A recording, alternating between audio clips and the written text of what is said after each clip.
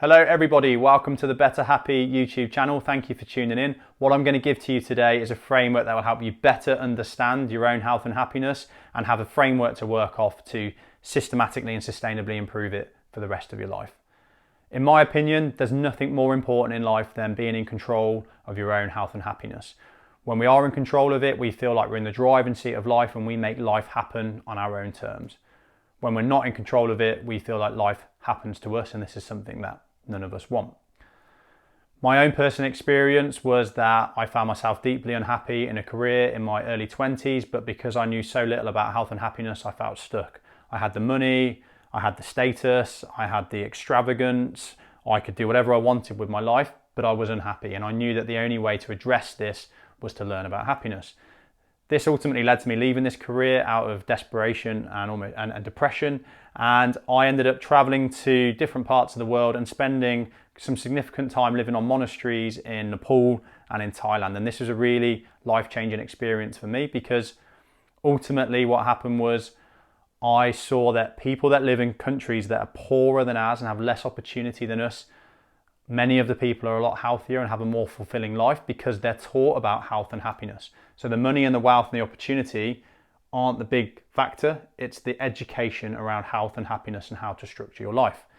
In Western worlds, in wealthy countries like ours, we have so much opportunity and freedom, but we struggle so much because we're not teaching our children and ourselves the basic components of how to get the most out of our lives and how to enjoy our lives. In fact, very often is the way that we structure the advice that's given to ourselves and to our children to encourage poor behaviour and behaviour that actually takes away from health and happiness. And that's what I want to open your eyes to today. So I'm going to take you through the health and happiness framework that we've created. This is the amalgamation of a lifetime of experience, of studying different books, of Eastern and Western philosophy, psychology, studying under mentors, some of the leading thoughts and mentors on human performance. This is an amalgamation of all of that put together in a simple, easy to follow framework. So listen in, it's powerful.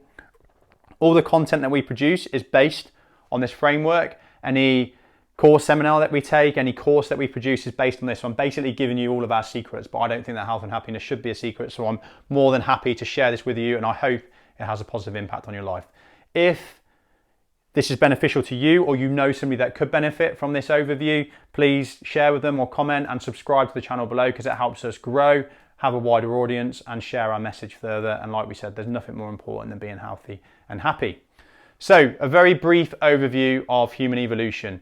The Homo sapien, which is our branch of human, appeared on the scene about 200,000 years ago. Yes, we've been evolving for much longer than that, but just to keep it simple, our version of human 200,000 years ago. Nothing really changed. We were hunter-gatherers until about 10,000 years ago, 10, 12,000 years ago, we figured out agriculture. And what this did was it enabled us to settle, and it served as the starting point for civilization as we know it. So this is when we went from being hunter-gatherers to colonizing and spreading and taking over the world. Interestingly, from this 10,000 year point, from this agriculture point, is when certain cultures developed where the world's longest, healthiest people have lived. So there's two books that I'd highly recommend reading if you're interested in this stuff, and that is Healthy at 100 by John Robbins and Blue Zone Solutions by Dan Buettner. And these are the study of cultures that are still around now, where people regularly live to over 100, and they are between here and here. Now, then we have the technological revolution, and this is the time that we're living in. Okay, and that happened really widespread about 120 years ago. Even less, and that's so small on the human evolution scale that you can't even see it on a line like this. It'd have to be like less than a millimeter of my nail. If human evolution from 200,000 years ago was a 1,000-page book, the way that we live our lives now accounts for less than one sentence on the last page of the 999th page. So we live in a completely unique time. Okay, humans have never lived the way that we lived before. They've never had the internet, we've never had globalization, we've never been so connected, we've never had so much freedom. It's completely new, and that brings new opportunities and this new opportunity for us to live our most incredible lives, which is great, which is a thing that we should all be capitalizing on. But it also brings with it new challenges that, if we don't understand, could put us in a position where instead of thriving in this new life that we have available to us, we struggle. And that's what I want to take you through today. So, how do we address the problems, and how do we capitalize on the opportunities that we've got available to us? Well, we use the happiness framework. right? And as I talked about in a previous video, it starts with a happiness bias mindset. Okay, and I can summarize this in one sentence: be unique, don't compete.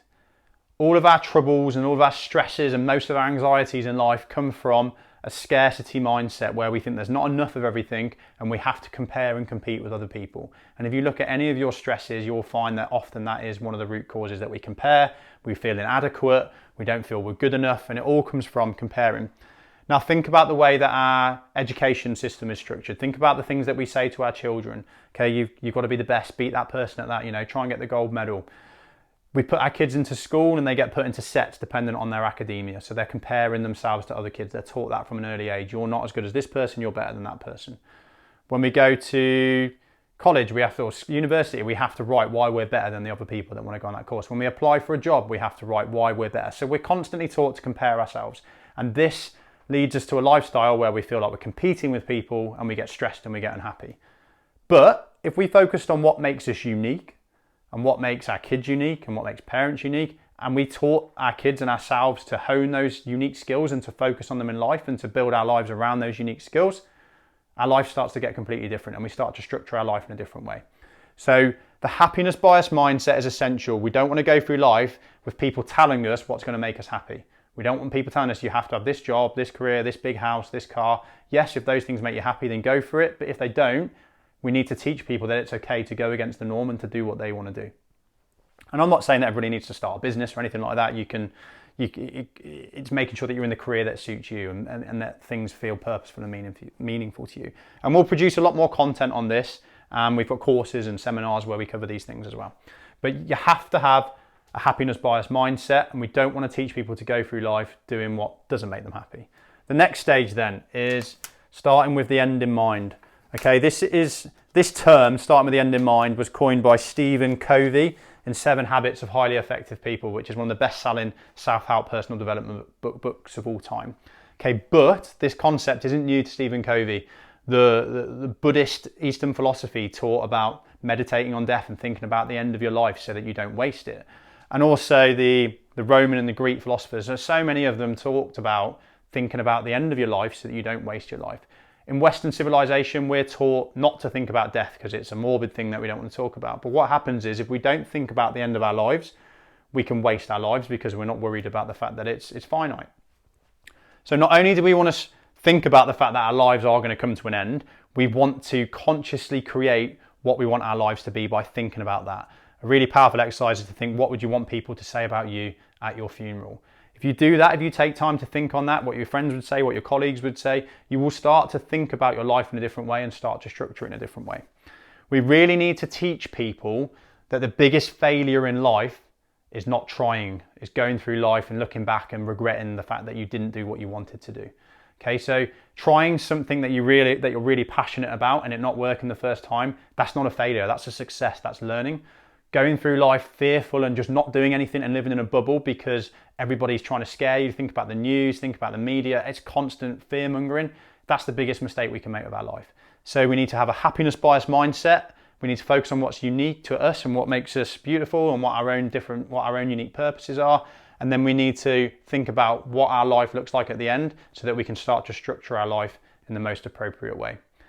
There's a famous dialogue from Alice in Wonderland where Alice asks the rabbit, which way do I go? And the rabbit says, well, where do you want to end up? And she says, I don't know. And he says, well, it doesn't matter which way you go though.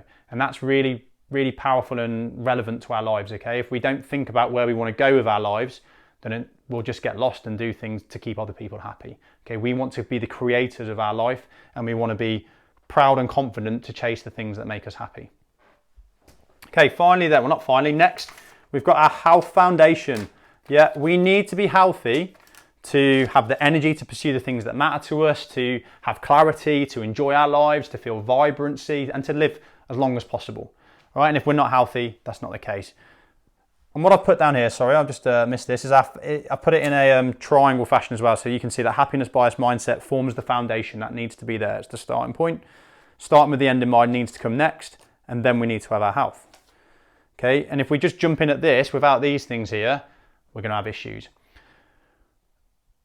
Just a side point before I talk on health, you might have friends, or you might be a person that goes through life quite well and you enjoy your life and you get the most out of it. Well, actually, a lot of people do have a happiness bias mindset, and they've been brought up really well, or their parents have talked to them about the importance of doing what you enjoy, and developed in them the confidence to pursue those things. Not all of us do. I didn't grow up with that confidence, not because of my parents, just my mindset. Next then, we've got our health foundation. Okay, so like I said, we need to be healthy to get the most out of our lives. The problem that we have with health is not applying a happiness bias mindset.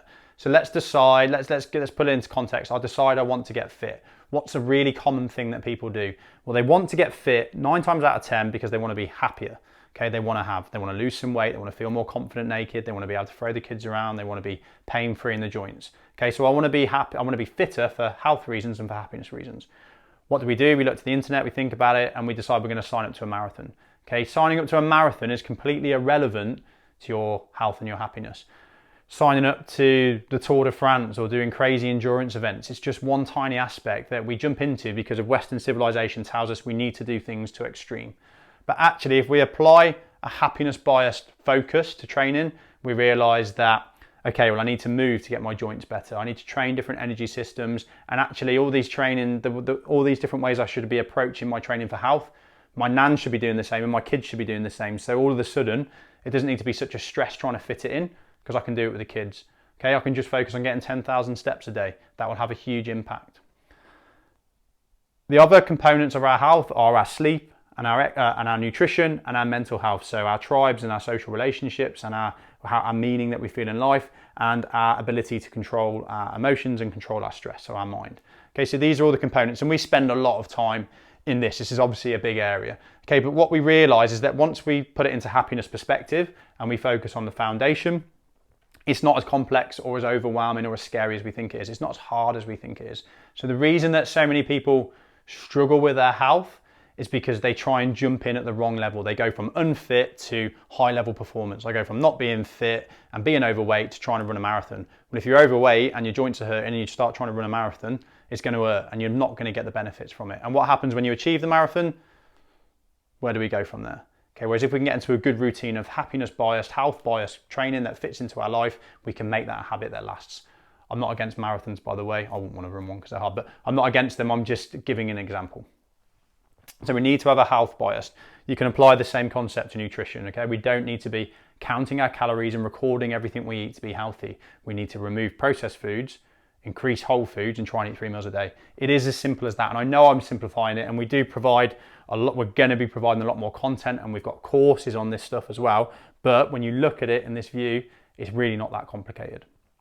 And then finally so we've got a happiness bias mindset. Really famous John Lennon quote.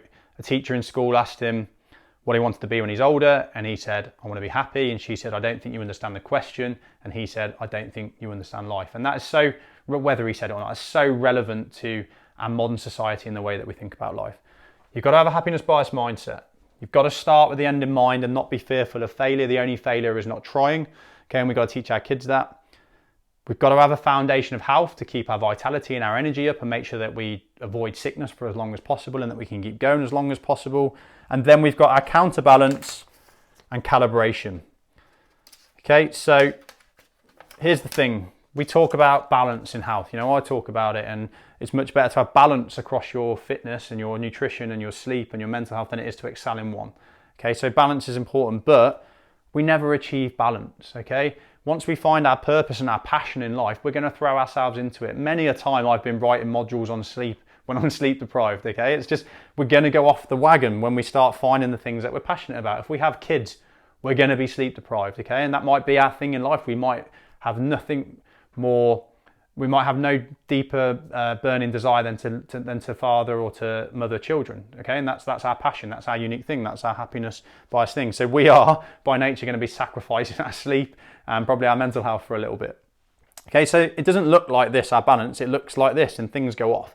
So it's not about staying in perfect balance, it's about coming back to balance and not going too far off whack. Okay, I've sacrificed my sleep for a few weeks because I've been doing this, that and that. Okay, but if I let that go on for too long, my health's going to start to slip. Okay, but if I didn't let it if I didn't let it slip, if I didn't let my sleep slip a bit, then I couldn't have put my time and my effort into this thing I was really excited about. So yes, it goes off, but we need to counterbalance it. And what we actually have, this isn't a pitch, what we have is a system. We've got a happiness system that we use to measure all the different components of happiness, so that you can check in and see where you're at, where you're struggling, where you need to put some attention back on. And that includes all of these. And calibration. So what I'm passionate about today might be different next week. Okay, it probably won't be, but the more that I go through life, the more I'm going to fine tune. So every 3 months, we should go through this process again, understand how to set our long-term goals and break them down, think about what's important to us, and reassess our health and our foundation of health. So that's a lot of information, and this is a longer video, but I thought it was really important to start the YouTube channel with an overview of our framework. So if you want to look into it in more detail, I think this is so powerful. It's here. If you want to share it with somebody else, it's here. So you can see that the context of health and happiness as a whole is a big picture. If we just focus on one thing, where the issue's here or the issue's here, and we just focus on nutrition, we're going to keep struggling and keep coming back to the problem that we're not really managing to make it stick, and we're not happy. So you've got to be able to put it into context, into the bigger picture. For us, for me, it's super important that the programs we create, the seminars that we provide, the content that we produce creates long-term sustainable change. It's not just a fad, because there's so many fads out there and they make us feel worse in the long run than they do better. So everything that we do is in the context of this system, and you can now look back to this if you're interested to understand that that system's there to create long-term sustainable change. I hope this video has been helpful to you. If you've watched it all the way, then it must have been. Thank you for sticking around for so long. Like I said, if there's anything you want to see more specifically on any of these components, stick it in the comments below, and we'll specifically make content for that. Comment, like, share, help us grow. I appreciate you. Thank you so much for tuning in.